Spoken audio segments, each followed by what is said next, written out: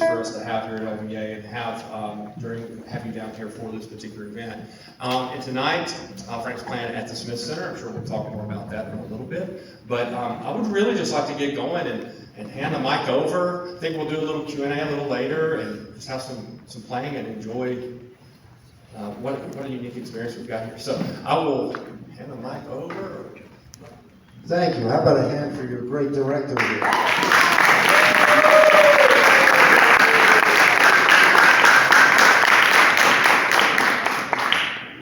My name's Frank. I live in New York, and I've been performing for 40 years now, all over the world.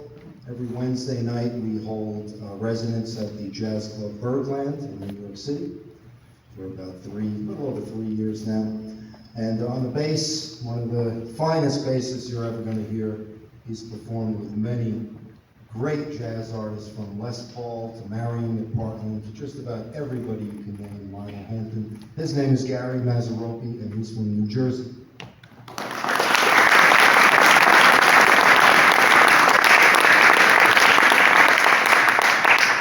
On piano, again, one of the finest musicians you're ever going to hear. He is a Juilliard jazz professor, and he has performed with Jerry Mulligan and just about, again, everyone you can name. And his name is Ted Rosenthal at the piano.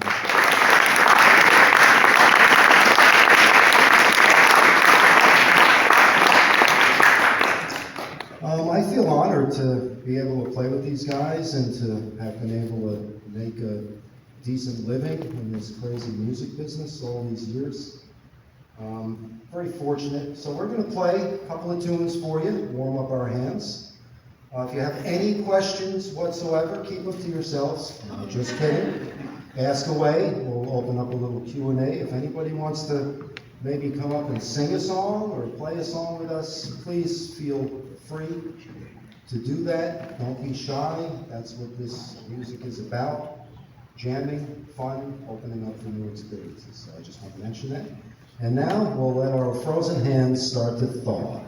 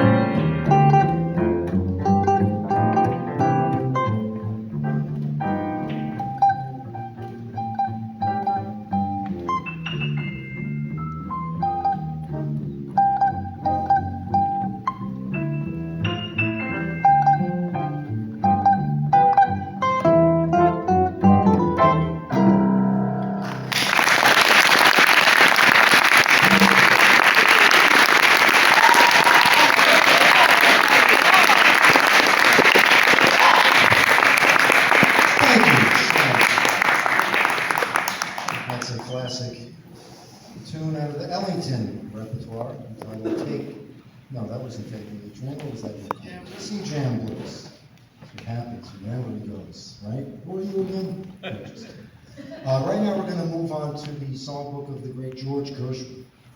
A big part of what we do with this style of jazz is we play great songs. We choose from a period of song from the 1920s and 30s and 40s, which has been known as the Great American Popular Standards. Song composers like George Gershwin, Jerome Kern, many others, Cole Porter, Duke Ellington, many great songwriters. So we're going to go through a couple of those composers and play one by the great George Gershwin entitled, what's the name of the song?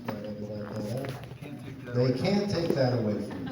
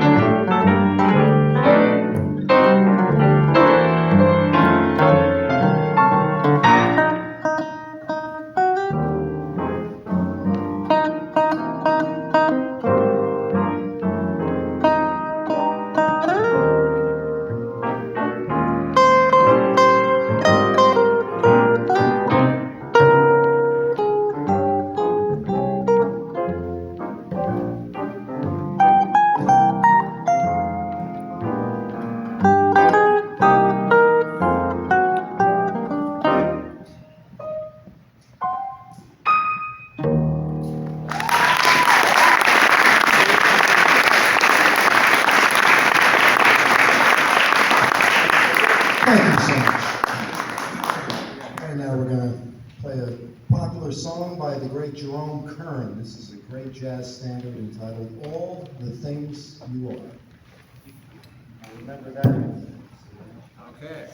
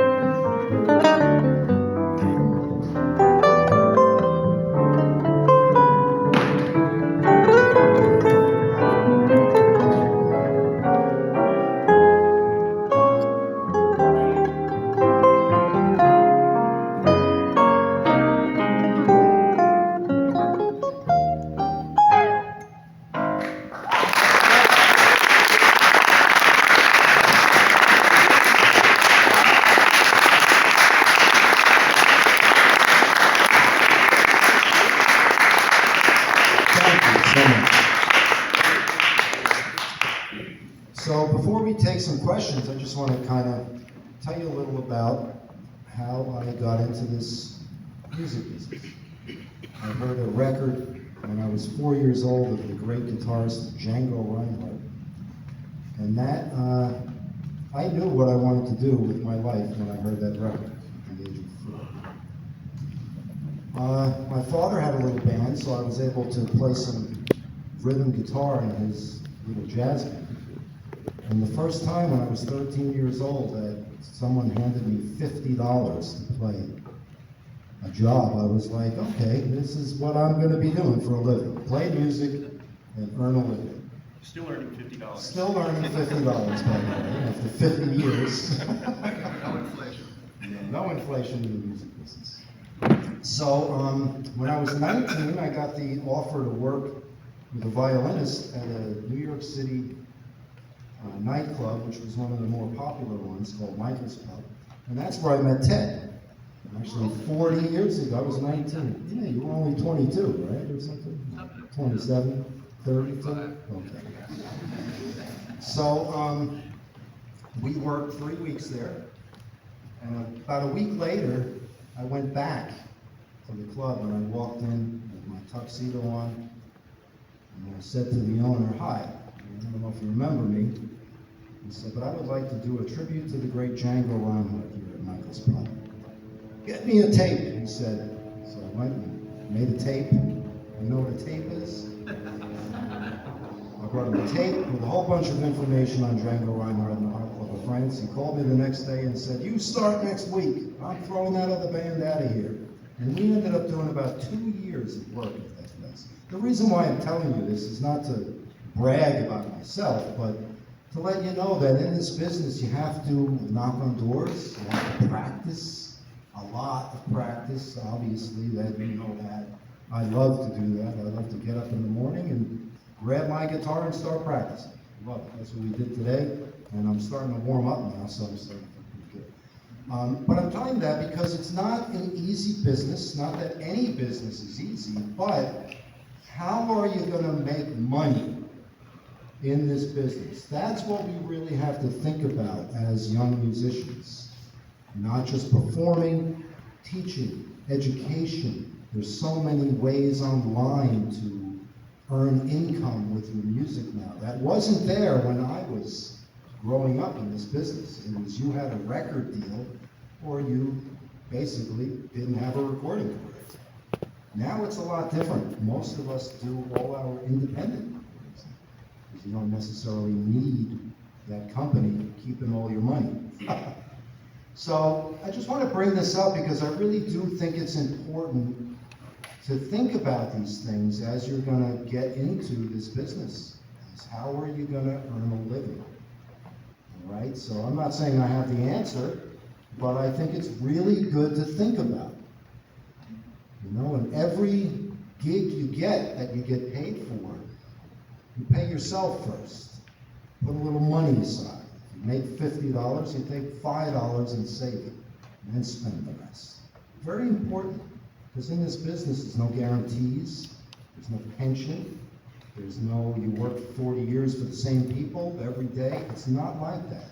It's a real different way of making a living.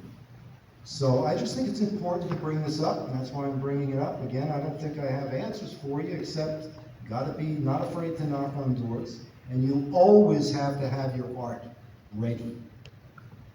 Because when it's time for you to take your axe out and play for people, you gotta be ready. That's not the time to practice. That's not the time to practice stuff that you're practicing.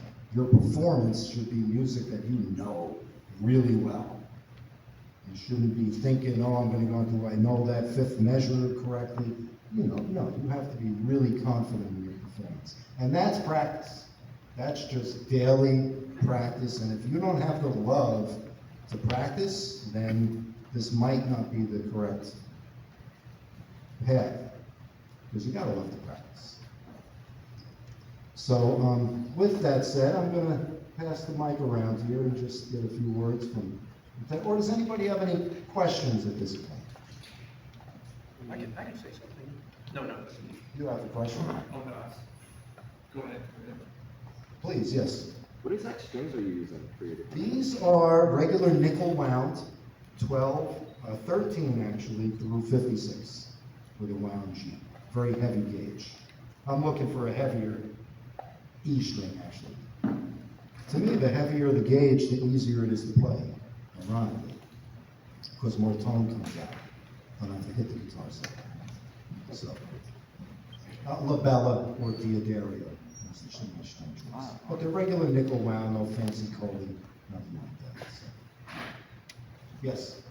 There's something I've been learning, and I've been stuck. It's like the song's at 200 BPM, but I've been stuck at 180 for the long, like 3 months now. Mm-hmm. And I've tried like putting the metronome faster and playing and then slowing down. I've literally just sat and like played the same riff. Like, what would you suggest? Just longer, more time into it? Or like What is the piece? Is it It's just supposed a to be rock at 200 or is? Yeah, it's like not a effect? jazz piece. It's just a rock song. But I was just wondering, like, I don't know what to put on this point. I think it's just daily practice. I mean, I know you've been practicing it, but sometimes it takes me 6 months to learn it. Yeah. It really does. I'm not, just saying it. I play songs every day when I'm learning. It takes me a long time to internalize a song. Other people can pick it up quick, but it takes me time. So I'm a big believer in, if you do 10 minutes a day practicing something, over the course of months, you're going to really get it. So I would suggest just keep going for it. You can do it. You can feel it coming, right? Yeah. So it's just a matter of, more practice. Thank you. You're welcome. I wish there was an easy answer to Yeah, that of one. course. No, yeah, But you're doing exactly what you should be doing, practicing. Thank you. Also, during one of your solos, you were like a sweep picking part where you were just like going up the neck. Yes? Did you have that, like, is that just like a sweep picking pattern that you put into your solos, or is you just knew that off the spot? So I was on the spot. Again, I practiced a lot of those sweep picking things, and, when I'm feeling like, oh boy, I think I can do this, then I jump in and try to do it. I did pretty good on that one. Sometimes it doesn't turn out that way, though. But you gotta try. And that's what's fun to me about jazz, is you get to kind of make up stuff, different things every day. Although, I do have my set, licks, if you will.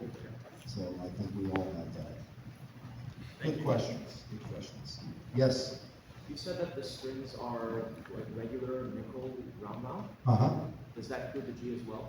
The G, yes. Yeah. The G is round. It's a 26. I see. Yeah. I'm wondering, what's the benefit of using round mounts for this style of music as opposed to what is common to flat rounds?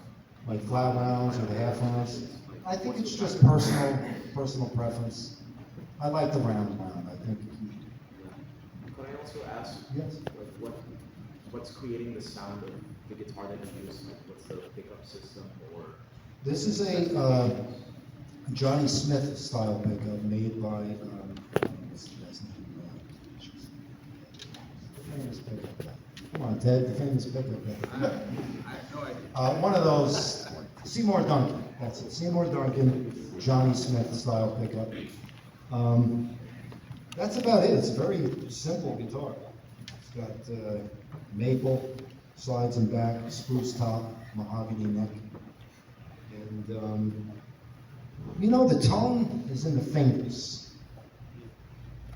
We could have 10 guitarists play this guitar, and it would sound different in each of the guitar sounds. So it's a touch. Same with the piano. I've heard different piano players play the same piano, and you would think it would sound the same. Nope, completely different. So it is a touch thing. I try to sometimes use a higher volume and less attack. Sometimes I lower the volume if I want to dig in a little bit more. So my tone is very, I know what I want my sound to be. So I think if you know what you want your sound to be in your head, you'll be able to produce it. No matter what amp, this is not my favorite amp, but I can still get a sound out of it because I know in my head what I want the sound of. Does that make sense? Yeah. So really think about what your sound is. Think about what you want the audience to hear. And you'll be surprised at how your tone starts to change. You develop your own sound, which I think is very important. So, yes. I once heard there's this really good player. His name's also Frank. But anyways, he told me once that he practices with like a 5mm pick. Whoa. Yeah. Do you think there's any benefit in that? I would be curious why. I don't know his. That's a really thick pick. That's like a rock.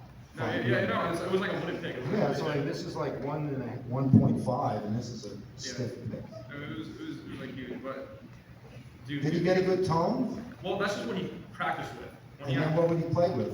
like a normal jazz three pick. I've never heard of that, so I'd be curious. Maybe it's too, well, I would really be curious. You should ask him.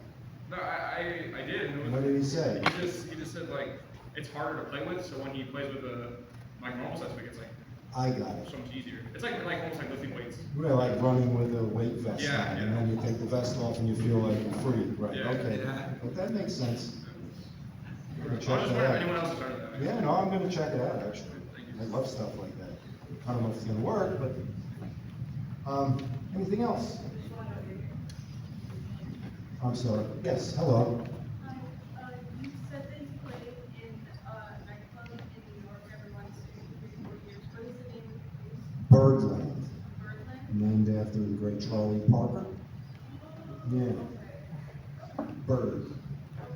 His widow actually sold the rights to Birdland to the current owner, who is now in his mid-70s and has been running the club for 40 years.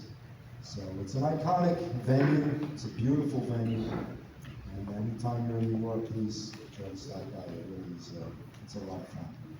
We get to have different guests every week, so it's been a lot of fun to meet my fellow guitarists, which I really wouldn't have been able to do, you know, if you just play around, because guitars usually don't play that much together. So that's been a lot of fun. Yes? I already have the answer to my question. Oh. I play there Every every Wednesday. Wednesday. I love that. Yes, How me long have you too. been doing 3.5 years at least. Great. Yeah, it's been going well. Didn't start off so well because we were coming out of the pandemic. Yeah. And some nights, 6, 7 people. But now it's basically a full house every week, so it's, very happy about that. Once we added Ted into the group, the people started coming out. Yes. Sorry, it was That's bird. okay. Huh? That's, I'm sorry, what? It's a bird. What? What was the Birdland. Bird. Okay, perfect. All right, thank you. Yes. Live performance is one thing, but I want to know what's the mentality, what's important for the mentality for making a recording in the studio as musicians? What does it take for you to perform something that you believe is that perfect take? Well, there's no perfect take. Once I got that into my head, it made it a lot easier. There's no perfect take. When I do studio work, I go back. I play half of what I'm thinking and hearing, and I try to always keep it melodic in my style of music. Classical, I'm not familiar with. I practice Bach every day, but I would never perform it. So that's what I do. If I'm going to play a melody, I just make sure it's clean. It's just clean. Because when you record, you hear everything, right? Every little thing you like, wow, I didn't know. So it's important to, be prepared. You don't want to practice or rehearse in the studio at $100 an hour, right? You want to go in prepared. And that's what I do. I always take a step back and just try to play simple, melodic, and clean. Because then it always sounds good. I try to do too much. Whenever I get into that trap, I call it, I'm trying to play too much, or what I say, make jazz history, it always just sounds not that good. So that's why I try to be prepared and simple. And I don't drink too much coffee, because you don't want to be shaky. Go to record. It's already tough enough when that red button goes on, it's a whole nother feeling. No matter how much you think you're prepared, boy, it's just pretty intimidating. So you gotta be prepared for that. So I try to, just make sure I'm relaxed. Because when I drink too much coffee and I start shaking, I did that a few times before concerts, never again. So, you guys wanna add something to this about the recording? Go ahead, sir. Well, it's not about the recording. but That's okay. It was about the accident you had a couple of years ago. Yes. How hard was it coming back to the guitar after the ATV accident? Let's put it this way, I had to hold the guitar like this to practice because I couldn't lift my arm. It was really difficult. It took 18 months to feel somewhat normal again. Even to this day, there's no feeling in my fingertips, and it's kind of difficult to, get this going. But, the power of the music really helped me, being able to, even though I couldn't play probably 100th of what I did coming out of the hospital, I was still able to practice. It made me so happy to just pick the guitar up and that's when I started to learn Charlie Parker hits, because I said, okay, I have at least a year off, so the least I can do is, try to practice. And I ended up playing Charlie Parker hits in 3-part harmony, very slowly on the guitar. It was a beautiful experience. I still can't play it, but it was good to do it. So, but to answer your question, it took a long time. And I don't still feel like I'm 100% the way I was before the accident. But you learn to live with it. You learn to accept that it was a blessing I'm still here, and I can still play the guitar. And then I met 2 other of my friends who had an accident the same month that I did. One was in a coma for 3 months, I fell and he said, oh. Okay, and the other is the great Mike Stern, who fell running for a taxi cab and broke both his shoulders, and he has no feeling in his right hand, none. So he uses hair glue to glue his pick. So once I met these friends and said, okay, we're in the same boat. So it really inspired me to continue to play. Because I was just gonna give it up, to be honest with you. So don't get on an ATV. Or a motorcycle. Yes. What's your philosophy about music? Good questions, by the way. Good questions. About music theory, going to the guitar, because I feel like there's some people who think of it when they're improvising or they're making stuff up. It's like they think patterns and scales, like intervals and stuff. I don't know, there's some people who think of it like the actual notes on Now, when you figure that one out, let me know. Because I'm still, it's like, I love theory. I do, I've always loved theory. It's tough not to think about patterns, scales when you're improvising, and yet you want to forget about all that when you're improvising and just play. So that's really, that's a trick. Have any insight into that? Well, I was gonna talk about something else. Okay. I wish I could answer that question better, but you gotta learn one of my gurus was a tenor saxophone player named Billy Mitchell. And he was about 70, maybe I was 30 when we started playing together. And I remember him telling me once, it took him, at a clinic he was saying this, it took him 30 years to learn everything he needed to know. And then it took him 30 years to learn what to leave out. And I always thought that was remarkable because he played so beautifully, so lyrical. He can play fast tempos, he could play bebop, and then he could sing a ballad just beautiful. And I think that's part of it. You just gotta keep learning, and then kind of, put that aside, oh, I don't want to use that. And before you know it, you figure out your style. Of course, you're going to be 75 years old by that time. That's it. Yes. During one of your solos, you were playing lower on the fretboard, in the 5th fret range, and then you just jumped all the way to the 12th kind of area.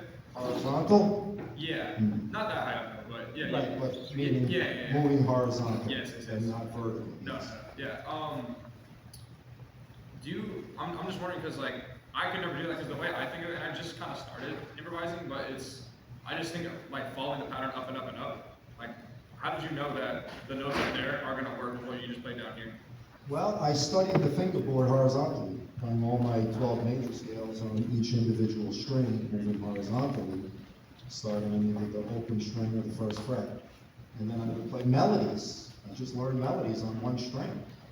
And it's a great way to learn the guitar, because a lot of times we learn just vertically patterns, you know, movable forms, but man, when you look at the fingerboard this way, it brings on a whole new light. So it's a great exercise, by the way, for all guitarists to learn your 12 major scales on each individual string, you know, moving horizontally. And then 2 scales at once for all your intervals. Okay, thirds. So.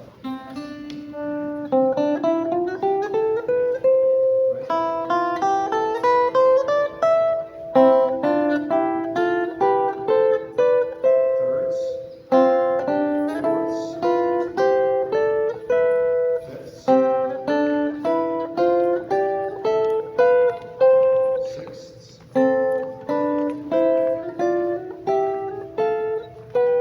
and sevenths.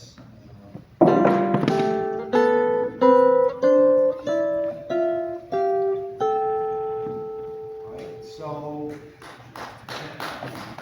that took a long time to learn that, because that's tough stuff, and that's really important work on the guitar.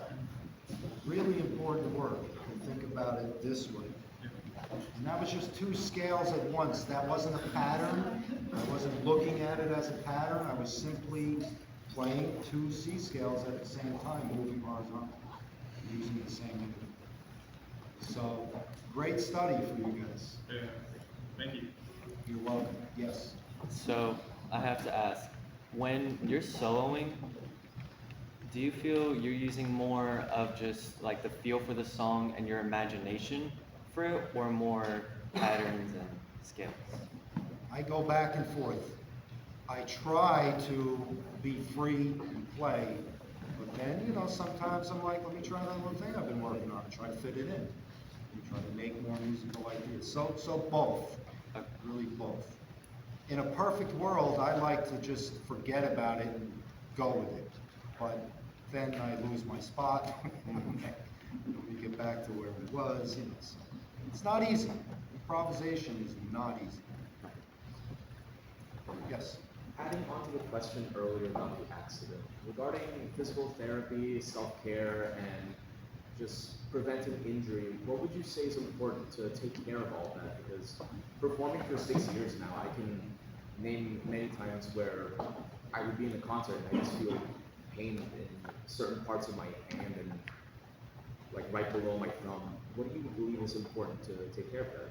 Like a routine or Well, obviously you have to take care of yourself. I you know, for me, walking is what got me.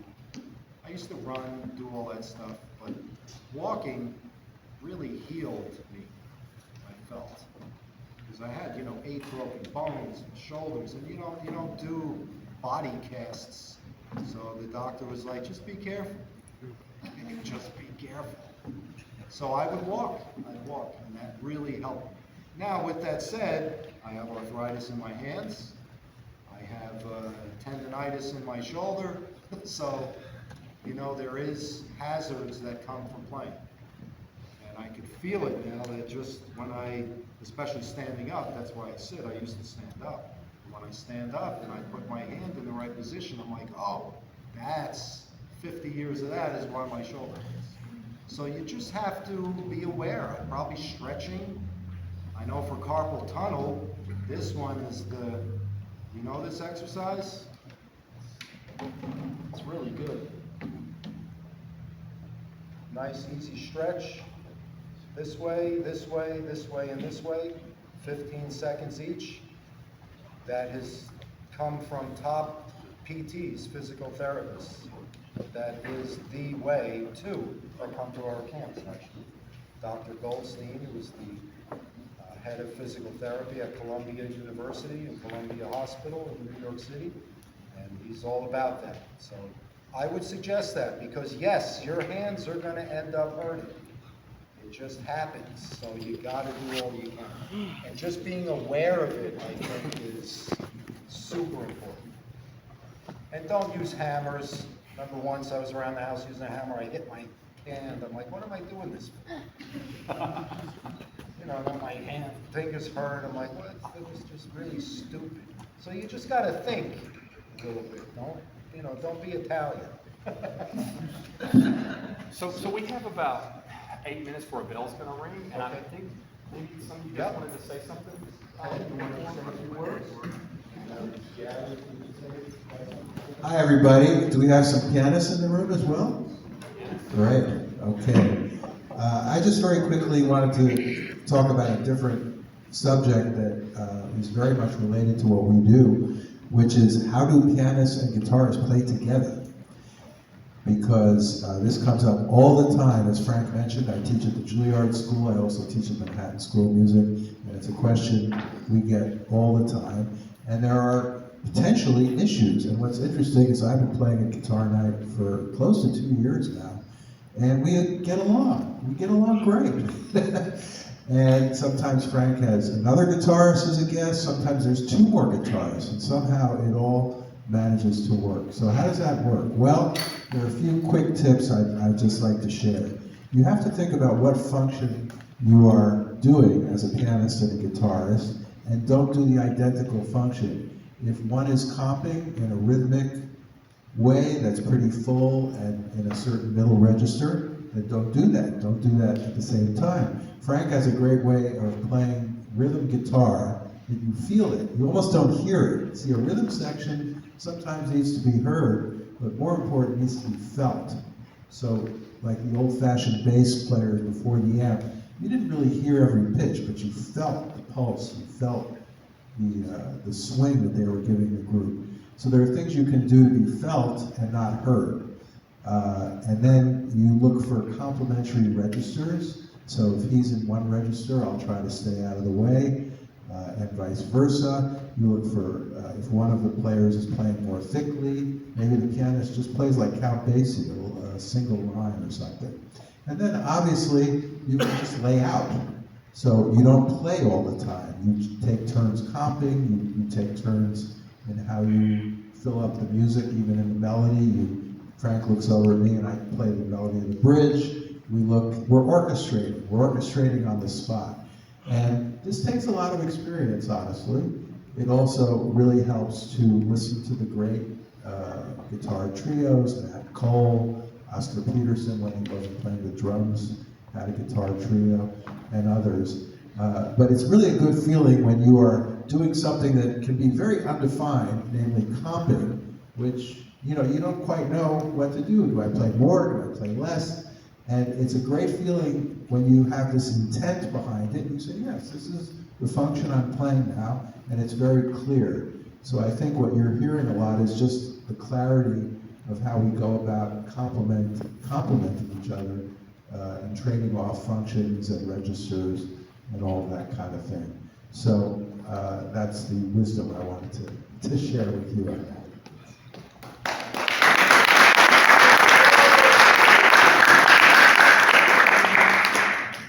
What I'd like to add is something that's not nearly as technical as either of my compatriots spoke of. It's going to be very short.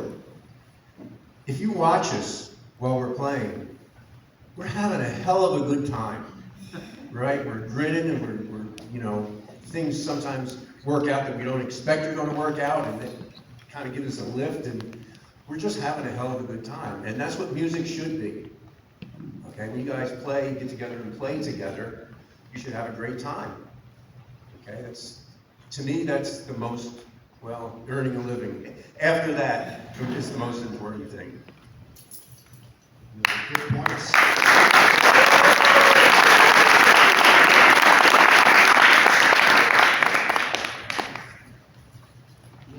So we have about 4 more minutes.